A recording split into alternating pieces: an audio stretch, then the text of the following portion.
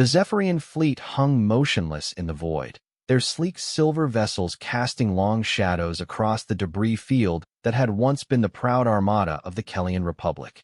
Admiral Vextar stood on the bridge of his flagship, the Eternal Dominion, watching the final Kellian cruiser's fusion core overload in a brilliant flash of white light. The explosion sent ripples of electromagnetic energy across his ship's shields, but they held firm. "Victory confirmed, Admiral," reported his tactical officer, her forearms dancing across the holographic displays. "All Kellian vessels destroyed or disabled. The colony world of New Thessaly is ours." Vextar's mandibles clicked in satisfaction. The Kellian Republic had been a thorn in the Zephyrian Empire's side for over a century. Their stubborn resistance to imperial expansion had cost countless Zephyrian lives and resources.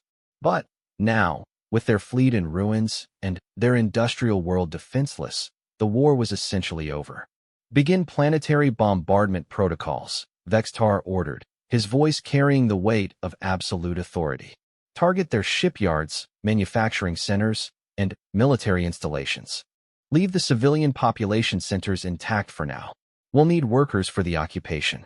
The bridge crew began implementing the bombardment sequence when Lieutenant Kesare at the communications station suddenly straightened, her secondary eyes focusing on something in her displays. "Admiral, I'm detecting an anomalous reading at the edge of the system. Long-range sensors are picking up what appears to be a single vessel approaching our position." Vextar's primary eyes narrowed. "Kellian reinforcements? Impossible. Our intelligence confirmed this was their entire battle fleet."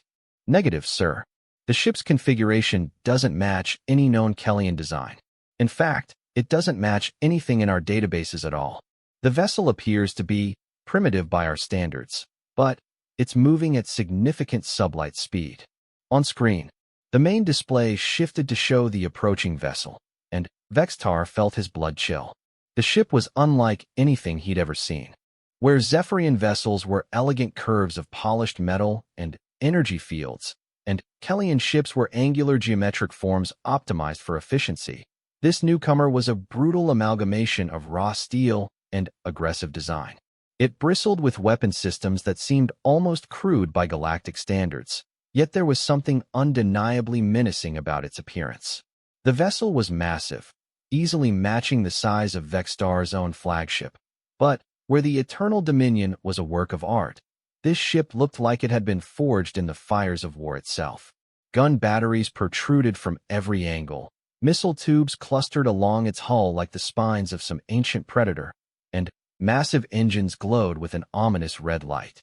"Admiral," the communications officer called out, "we're receiving a transmission from the unknown vessel. Audio only, and it's being broadcast on multiple frequencies simultaneously." "Put it through." A voice filled the bridge, speaking in heavily accented galactic standard. The tone was calm, almost conversational, but there was steel underneath it that made Vextar's scales prickle. "This is Captain Sarah Chun of the Terran Federation starship Indomitable. I'm addressing the Zephyrian fleet currently occupying this system. You will immediately cease your bombardment of the civilian population and withdraw from Kellian space." Silence fell across the bridge. Several of Vextar's officers exchanged glances of disbelief. The Admiral himself struggled to process what he had just heard. "Terran Federation?" he muttered. "I've never heard of such a power. Check our databases immediately." Within moments, his intelligence officer reported back. "Sir, we have no records of any species calling themselves Terrans or any political entity known as the Terran Federation. This appears to be a completely unknown faction." Vextar's mandibles clicked in irritation. "A single unknown vessel dares to threaten the entire Zephyrian fleet? Open a channel." The communication system activated, and Vextar spoke with all the authority of his rank and the might of the Empire behind him. "Unknown vessel. This is Admiral Vextar of the Zephyrian Imperial Navy. You are interfering in official Imperial business. The Kellian Republic has been conquered in accordance with the laws of warfare. You will stand down immediately and identify yourself, or you will be destroyed." The response came without hesitation, and the human voice carried an edge that hadn't been there before. "Admiral, I'll give you one chance to reconsider. The Terran Federation has treaties with the Kellian Republic. Your attack on their colonies constitutes an act of aggression against Earth and all her worlds. Withdraw now, or face the consequences. Vextar's eyes widened. Treaties? With a species he'd never heard of? It was impossible. The Kellians had been thoroughly investigated before the war began. They had no significant allies. You speak of treaties that don't exist, and threaten consequences you cannot deliver, Vextar replied, his voice growing colder. You are one ship against a full battle fleet. I suggest you withdraw before I demonstrate the futility of your position. There was a long pause before the human captain responded, and when she did, there was something in her voice that made the bridge temperature seem to drop several degrees. Admiral, you've just made a terrible mistake. You see, humans have a saying, it's not the size of the dog in the fight, it's the size of the fight in the dog. You're about to learn what that means. The communication channel closed with an audible click. Vextar stared at the main display, where the human ship continued its steady approach. It hadn't changed course, hadn't slowed down, hadn't deployed additional weapons. It simply continued forward with the inexorable momentum of an asteroid. Sir, his tactical officer reported, the alien vessel is now within weapons range. Should we engage? For a moment, Vextar hesitated. There was something about the human's tone, something about the confidence in that voice, that triggered ancient instincts he thought he'd left behind when he joined the modern Imperial Navy. But logic reasserted itself quickly. One ship, no matter how well armed, could not threaten an entire fleet. All vessels, target the unknown ship. Prepare to fire on my command. 67 Zephyrian warships turned their weapons toward the approaching human vessel. Energy cannons charged to full power, missile tubes loaded with their deadliest ordnance, and point defense systems came online. The combined firepower represented was enough to sterilize a small moon. Target locked, Admiral, came the reports from across the fleet. Fire. The void erupted in light and fury. Particle beams lanced across space. Plasma torpedoes streaked toward their target, and kinetic projectiles accelerated to significant fractions of light speed. The combined assault was magnificent and terrible, a display of imperial might that had broken the will of dozens of enemy fleets. But, as the light faded and the sensors cleared, the human ship was still there. Not only was it still there, it was completely unharmed. Impossible, breathed the tactical officer. Direct hits confirmed across the board. Their shields should have failed after the first volley. On the display, the human ship seemed to shimmer for a moment, and Vextar realized with growing horror that what they had been looking at wasn't the ship at all, but some kind of advanced holographic projection. Admiral, the sensor operator called out in panic. I'm detecting massive energy readings throughout the system. The human ship, it's not where we thought it was. Then where is it? Before anyone could answer, new contacts appeared on their screens. Not one ship, but dozens. They materialized from what had seemed to be empty space, their stealth systems disengaging simultaneously. Each vessel was similar in design to the first, brutal and functional, bristling with weapons that defied easy classification. But that wasn't the worst of it. The worst part was their positions. Somehow, impossibly, the human fleet had gotten behind them, above them, below them. They were surrounded. Captain Chin's voice echoed across the bridge once more, but now it was being transmitted from multiple sources, each human ship broadcasting simultaneously. Admiral Vextar, this is your final warning. You invaded Kellian space, you destroyed their fleet, and you threatened to bombard civilian targets. The Terran Federation cannot allow this to stand. You have 30 seconds to order your fleet to stand down and prepare to be boarded. Comply, and your crews will be treated according to the Geneva Conventions. Refuse, and we will demonstrate why humans are considered the most dangerous predators to emerge from our galaxy's outer rim. Vextar's mind raced. Somehow, an unknown species had managed to deploy a fleet within his sensor perimeter without being detected. Their technology was clearly far more advanced than initial scans had suggested. But, even so, the numbers were roughly even now. 67 Zephyrian ships against what appeared to be 43 human vessels. All ships, emergency combat formation, he ordered.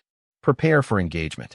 10 seconds, Admiral, came the human captain's voice. Vextar raised his hand, ready to give the order to fire, when his intelligence officer suddenly, called out in alarm. Sir, I'm detecting additional contacts. Long-range sensors show more ships approaching from the outer system.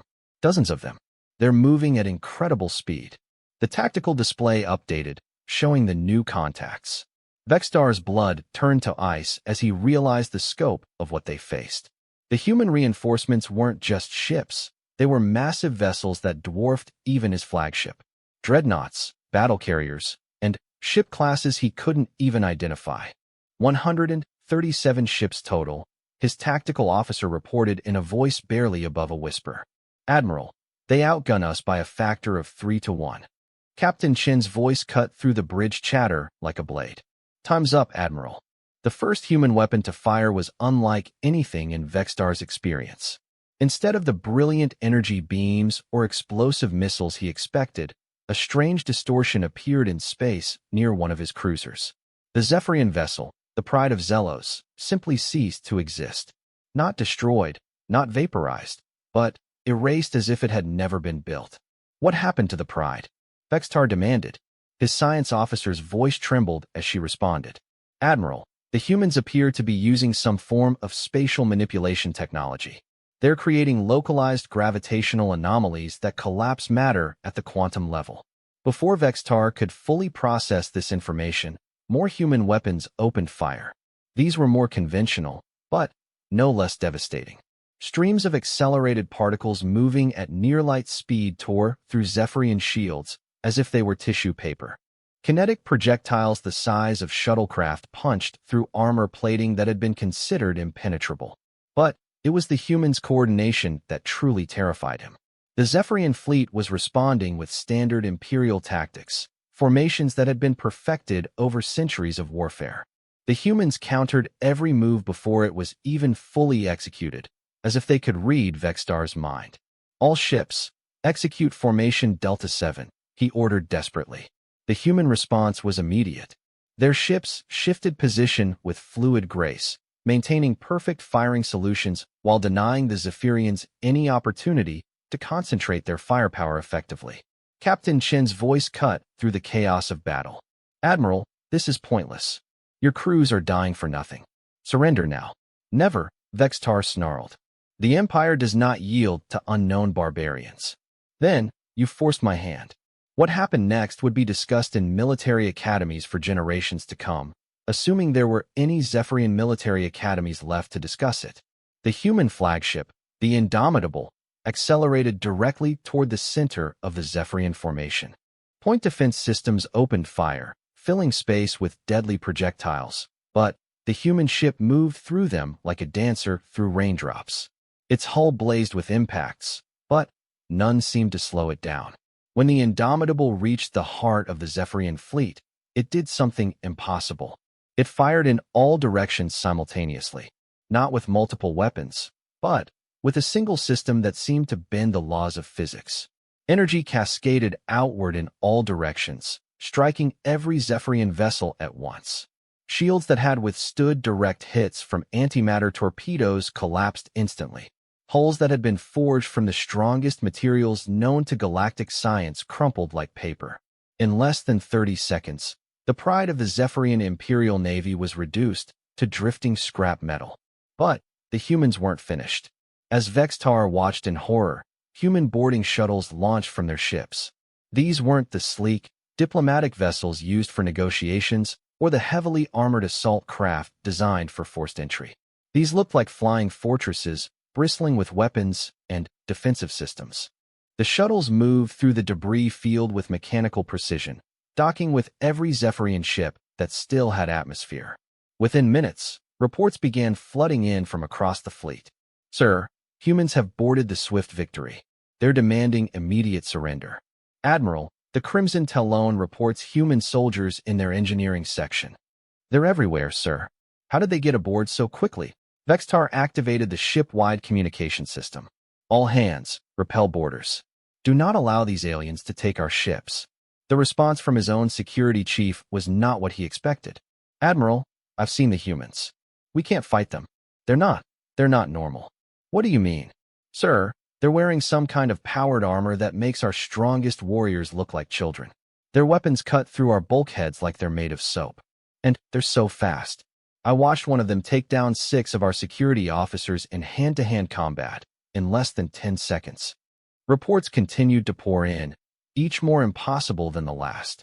Human soldiers were moving through Zephyrian ships like ghosts, appearing where they shouldn't be able to go, neutralizing resistance with surgical precision. They weren't killing unless forced to, but they were capturing Zephyrian crew members with ruthless efficiency. Then, the boarding shuttle attached to the Eternal Dominion. Vextar felt the vibration through the deck plating as the human craft sealed itself to his ship's hull. Emergency bulkheads slammed shut automatically, but somehow he knew they wouldn't stop what was coming. The first sign that the humans had breached his ship was when his security chief's voice cut out mid-transmission. Then, the lights flickered as something interfered with the ship's power systems. Finally, his bridge doors opened with a soft hiss. 2 figures stepped through, and Vextar's breath caught in his throat. The humans were tall, taller than any Zephyrian, and encased in armor that seemed to drink in the light around it. Their faces were hidden behind visors that glowed with an unsettling blue radiance, and they moved with a fluid grace that suggested they were far more dangerous than they appeared. One of them spoke, and Vextar realized it was Captain Chen herself. "Admiral Vextar, I presume. I'm here to accept your surrender." Vextar's hand moved instinctively toward his sidearm, but the second human shook their head almost casually. "I wouldn't recommend that, Admiral. My associate here is faster than your nervous system can process visual input. You'd be unconscious before your finger reached the trigger." "How?" Vextar asked, his voice barely a whisper. "How did you defeat us so easily? Your technology, your tactics, your coordination, none of it should be possible." Captain Chun removed her helmet, revealing a face that was surprisingly young and remarkably human-looking, if somewhat different from the other species Vextar had encountered. Her skin was darker than most spacers, weathered by what he guessed was extensive time in hostile environments. But it was her eyes that truly unsettled him. They held an intelligence and determination that spoke of a species that had clawed its way up from the bottom of the galactic food chain through pure will and ingenuity. "Admiral, humans have been preparing for this kind of encounter for over 200 years. We've studied every major spacefaring species in this galaxy. We know your tactics, your technology, your psychology. We've run millions of simulations, tested thousands of scenarios, and prepared for every possible contingency. But you're unknown to us. How could you have studied us if we've never encountered your species?" Chin smiled, and it wasn't a pleasant expression. "Who said we've never encountered you? We just made sure you never encountered us. Humans are very good at watching without being seen." She gestured to the main display, which now showed the tactical situation across the system. Every Zephyrian ship was either captured or destroyed. The human fleet hung in perfect formation, their weapons powered down but ready to engage at a moment's notice. Your war with the Kellians provided us with extensive data on Zephyrian military capabilities. We've been monitoring your communications, studying your strategies, and preparing for this moment. When you attacked our allies, you gave us the justification we needed to reveal ourselves." Vextar felt his world crumbling around him. "Allies? The Kellians never mentioned any alliance with your Federation." "Of course not. The alliance was classified. The Kellians have been providing us with information about this region of space in exchange for technological assistance and military protection. Did you think it was coincidence that their fleet lasted as long as it did against superior numbers?" The Admiral's mind raced back through the battle reports. The Kellian ships had indeed performed better than expected, their shields lasting longer and their weapons hitting harder than intelligence had predicted. You supplied them with your technology. Some of it. Enough to make the battle convincing, but not enough to actually win. We needed you to commit your entire fleet to this operation. If the Kellians had been too strong, you might have called for reinforcements or changed your strategy. This was all a trap. Chin nodded. The Zephyrian Empire has been expanding aggressively for over a century. Your conquest of weaker species, your use of slave labor, your casual destruction of entire civilizations. Humanity finds these practices unacceptable. And you think you can stop an empire that spans dozens of star systems with a single fleet? Admiral, this isn't our only fleet. What you've seen here is just one task force. Humanity has been preparing for large-scale galactic warfare for generations. We have fleets stationed throughout this region of space, each one equipped with technology that makes what you've seen today look primitive. She paused, letting that information sink in before continuing. But, more importantly, we're not here to conquer your empire. We're here to change it. The age of unchecked imperial expansion is over. From this day forward, the Zephyrian Empire will operate under new rules. Vextar's mandibles clicked in disbelief. You cannot simply dictate terms to a galactic power. Our government will never accept such demands. Your government will accept them because the alternative is the complete destruction of your military capability. We've already demonstrated our superiority. Now we're offering you a choice. Reform your imperial policies and join the galactic community as an equal partner or face systematic dismantlement of your war machine. The human captain gestured to her companion, who stepped forward and activated a portable holographic projector. The display showed star charts covering the entire Zephyrian sphere of influence. These are the locations of every major military installation, shipyard, and weapons depot in your empire. We know where they are, how they're defended, and exactly how to neutralize them. We could cripple your entire military infrastructure within a month if we chose to do so. Impossible. Our security is inadequate against human intelligence gathering methods. We've had agents operating within your empire for over 50 years. Some of them hold positions of significant authority within your own command structure. Vextar felt the last of his confidence crumble. If the humans were telling the truth, then the empire was completely vulnerable. Everything he had spent his life defending was built on foundations of sand. What do you want from us? An end to territorial expansion through military conquest. The immediate release of all enslaved populations within your empire. The establishment of diplomatic relations with neighboring species based on mutual respect rather than intimidation. And the acceptance of human observers to ensure compliance with these terms. The government will never agree to such demands. Chen's expression hardened. Then, the government will be replaced by one that will.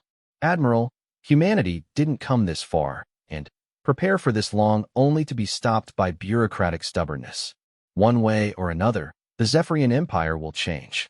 3 months after the Battle of New Thessaly, Admiral Vextar stood in the council chambers of the Zephyrian Imperial Palace, watching his civilization transform before his eyes. The ornate hall, once filled with the proud voices of military commanders planning the next conquest, now hosted representatives from dozens of species that had previously been subjects of the Empire. Captain Shin stood at the center of the assembly, no longer wearing the intimidating power armor that had struck fear into Zephyrian hearts, but dressed in a simple diplomatic uniform that somehow made her presence even more commanding. Around her, human advisors worked with former Zephyrian officials to restructure trade agreements, establish new governmental frameworks, and coordinate the massive humanitarian efforts that were reshaping the empire. The transition in the Caloran sector is proceeding ahead of schedule, reported Commander Torres, one of Chen's subordinates. The former slave populations are adapting well to their new autonomous status, and preliminary economic projections suggest they'll be self-sufficient within 18 months. Emperor Thekvar, once the absolute ruler of billions, now found himself reduced to the role of a figurehead in the new constitutional monarchy that the humans had helped establish. His once magnificent crown had been replaced by a simple circlet, and his throne had been moved to the side of the chamber to make room for the circular table where real decisions were now made. The humans moved quickly, the Emperor observed to Vextar during a brief recess. I had expected them to occupy our worlds directly, to rule through military governors as we did with our conquered territories. Vextar nodded thoughtfully. I believe that's precisely why they're succeeding where we would have failed. They understand that lasting change must come from within, not be imposed from without. The Admiral had spent considerable time studying human history and philosophy during his captivity, which had turned out to be more of an educational experience than a punishment. The humans had provided him with access to their databases, their strategic analyses, and, most importantly, their perspective on galactic politics. What he had learned had shaken him to his core. Humanity hadn't emerged from some paradise world to impose their values on the galaxy. They had clawed their way up from a planet ravaged by warfare, environmental destruction, and social inequality. They had made every mistake the Zephyrians were making now, and they had learned from those mistakes the hard way. The difference, Captain Chun had explained to him during one of their conversations, is that we had to learn these lessons on our own world, where the consequences of our failures were limited to ourselves. You've been making the same mistakes on a galactic scale. The humans' approach to reform was as systematically planned as their military operations had been. They didn't simply demand changes. They provided the tools, expertise, and resources necessary to implement those changes successfully. Former Zephyrian colonies were receiving technology transfers, educational assistance, and economic aid to help them establish stable, independent governments. More surprisingly, the humans were also working to ensure that the Zephyrian species itself didn't suffer for the crimes of its empire. Core Zephyrian worlds were receiving assistance in transitioning their economies from military production to civilian manufacturing. Zephyrian scientists were being integrated into joint research projects. Even former military officers like Vextar were being offered positions in the new interspecies defense force that the humans were establishing. Admiral, Captain Chin approached as the session resumed. I have a proposal I'd like to discuss with you. Vextar straightened. Despite everything that had happened, he found himself respecting the human commander more than any officer he had ever served under. Her combination of tactical brilliance, strategic vision, and genuine concern for the welfare of all species was unlike anything in his experience. I'm listening, Captain. We're establishing a new military academy on the neutral world of Harmony Station. It will train officers from all species to work together in joint operations, with an emphasis on peacekeeping and humanitarian missions rather than conquest. We'd like you to serve as one of the instructors. The offer caught Vextar completely off guard. You want me to teach at a human institution? Not a human institution. A galactic institution, run by representatives from every major spacefaring species, including reformed Zephyrians. Your experience in fleet operations and strategic planning would be invaluable, especially combined with the lessons you've learned from our recent encounter. Vextar considered the offer carefully. 3 months ago, he would have rejected it as beneath his dignity. Now, he found himself intrigued by the possibility of helping to create something genuinely new in galactic politics. What would I be teaching? Tactical analysis, fleet coordination, and, most importantly, the consequences of unchecked military aggression. Who better to explain the costs of imperial expansion than someone who lived through its collapse? The session resumed before Vextar could respond, but the offer remained in his mind as he listened to reports from across the former empire. The Kellyan Republic had not only been restored but expanded, incorporating several former Zephyrian colonies that had voted for integration. The brutal mining operations on Zirian 7 had been converted into legitimate industrial centers with full worker protections.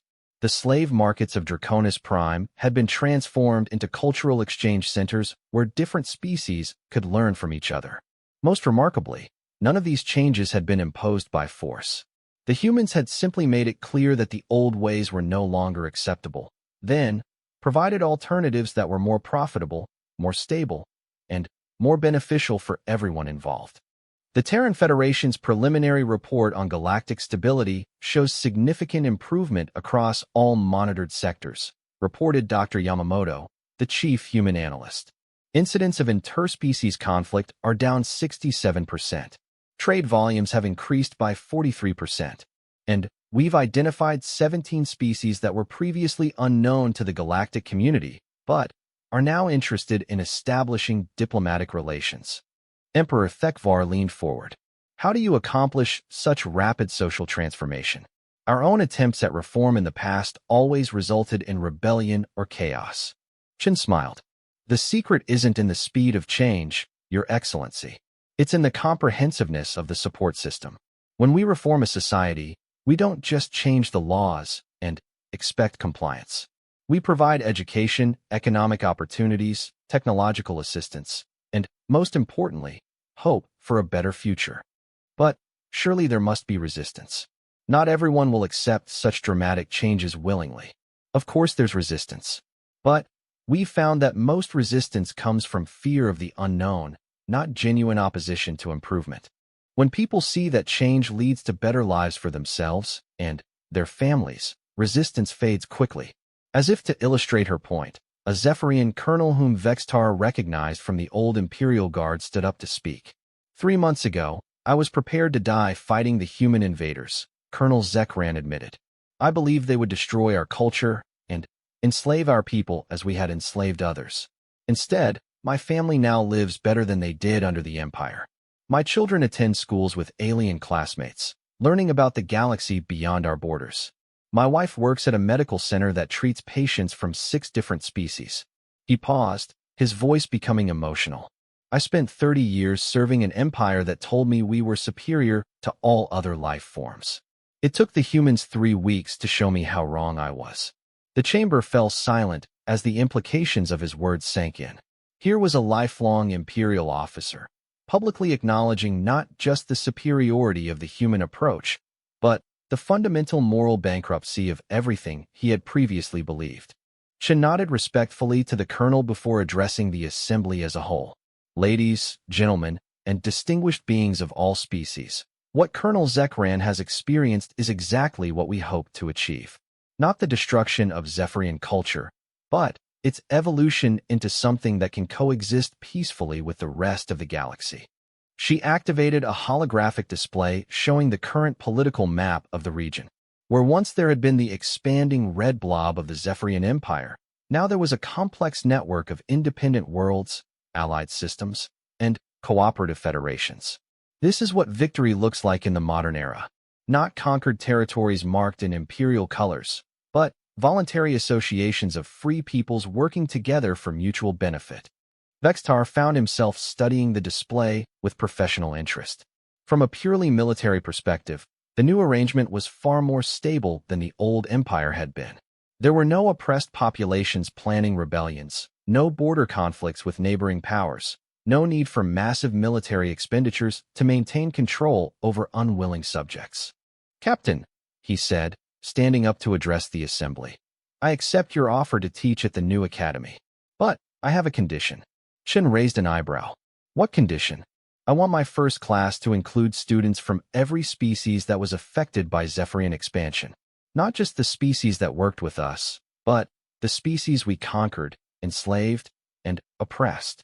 If I'm going to teach the costs of imperial aggression, I want to learn those costs directly from the people who paid them." The chamber erupted in approving sounds from representatives of multiple species.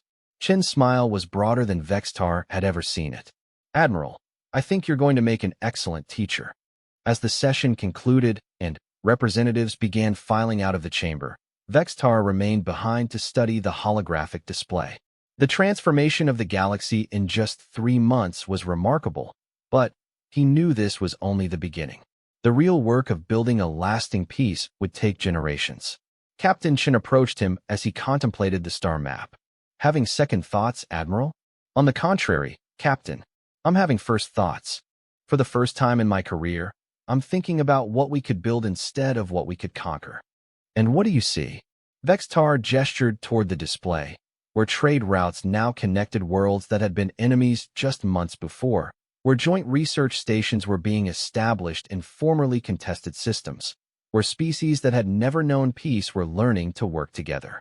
"I see the future, Captain, and for the first time in my life, it's a future worth fighting for instead of fighting against." Chen nodded. "Welcome to the real war, Admiral. The war against ignorance, fear, and hatred. It's the only war worth winning, because it's the only war where victory actually makes the galaxy a better place." As they left the chamber together, Vextar reflected on how completely his world had changed. 3 months ago, he had commanded a fleet in service of an empire built on domination and fear. Today, he was preparing to teach the next generation of galactic leaders how to build something better. The humans hadn't just changed the outcome after the battle ended. They had changed the very definition of what victory meant. And, in doing so, they had given every species in the galaxy a chance to become something greater than they had ever imagined possible.